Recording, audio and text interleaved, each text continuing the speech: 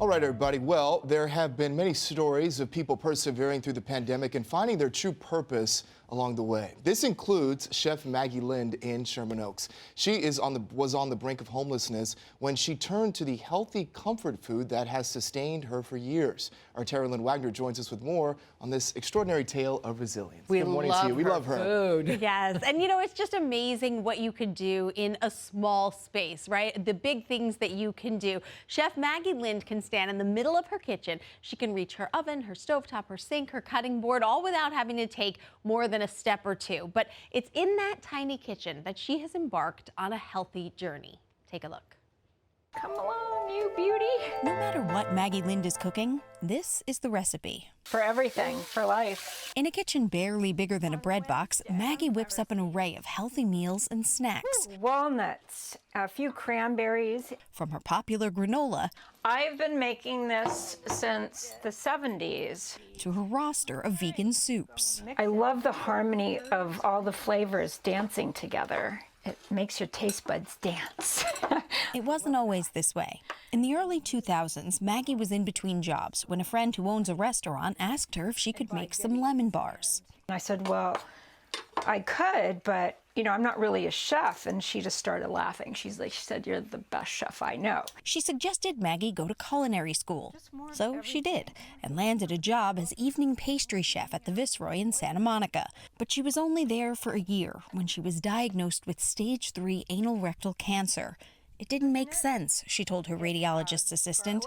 There was no history of cancer in her family. And she said, you must have bad luck. Well, that threw me into a frenzy, and I had to prove her wrong. She began what she describes as the long, arduous healing journey, including chemo and radiation. But with no insurance, she eventually lost her home, in addition to her energy, her hair, and her taste buds, which took 6 years to reawaken.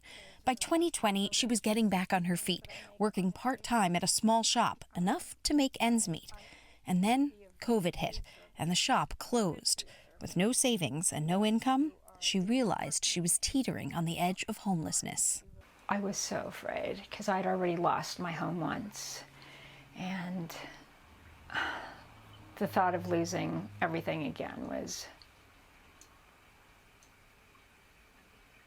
overwhelming.